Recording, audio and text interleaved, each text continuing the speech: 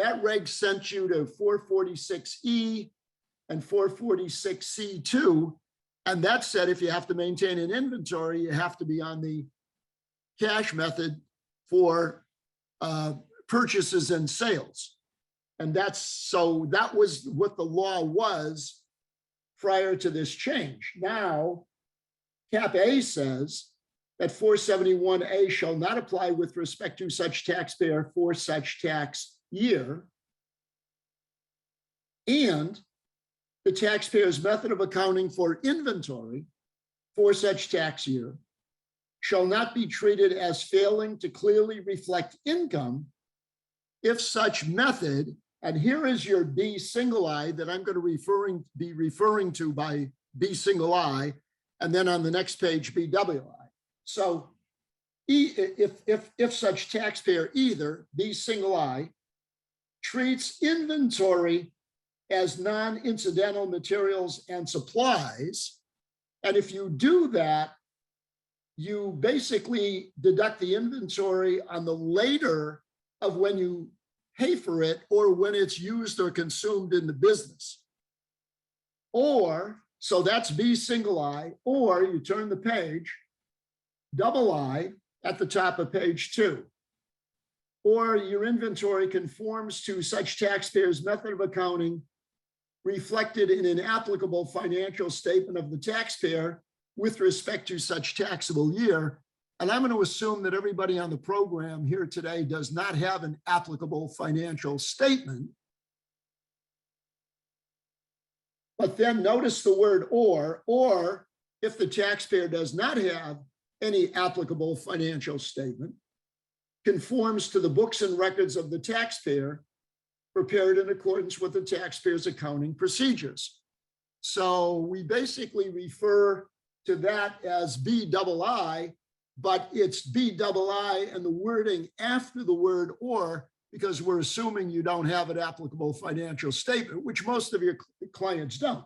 By the way, they then tell you what they mean by an applicable financial statement. They say for purposes of this subsection C, the term applicable financial statement has the meaning given the term in new section 453B3. And I just cryptically wrote what that means. A financial statement certified as prepared in accordance with GAAP and filed with the FCC, audited, or filed with a federal agency other than for federal tax purposes. So audited financial statement, I'm assuming your clients don't have an audited financial statement. So basically what this does, and you don't have to do this, it's a choice. You don't have to, if you want to continue to maintain your inventory the way you always did, you can do that.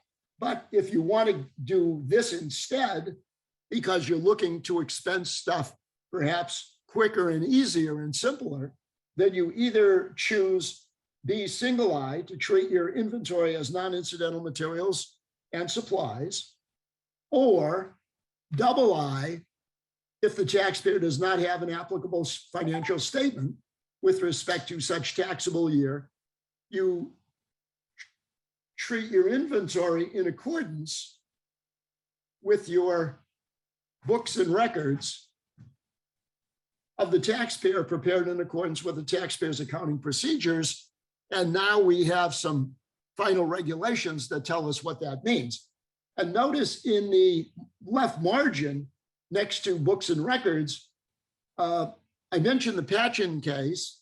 The POS system has a question mark, and people ask, well, if we have this POS system, is that going to be fatal to us? And we'll see how an example deals with that. And then the Patchen case was a CA5 case, Court of Appeals for the Fifth Circuit, decided in 1958. And Patchen basically said that you can keep your books and records on accrual, but you can still file a cash method tax return. And that seemed to be relevant at the time, although today in the context of books and records, it's probably a little less relevant. That dealt more with your method of accounting, cash versus accrual, rather than inventory, okay? But the rule, just so everybody understands, the rule for inventory prior to this TCJA change was the section 471 that said if the production, purchase, or sale of merchandise was an income producing factor in the business, then you had to maintain an inventory. And the regulations so said as well. It was at the time Reg 1.471-1.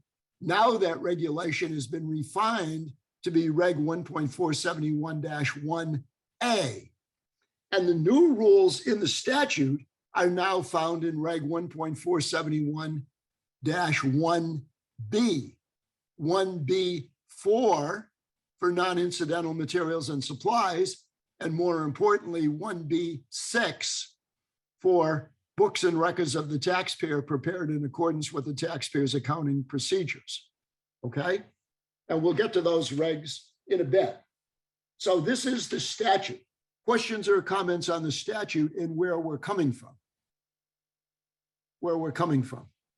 And by the way, there was a ref proc, it's mentioned later. Well, it's mentioned also on page 2 in the right column. This notice, I strike that, it's not a rev proc, it's a notice. Notice 2018-40 basically gave us 3 years, 18, 19, or 20, to change our treatment of inventory. And as I said, I changed 2 clients. I changed one in 18 and one in 19.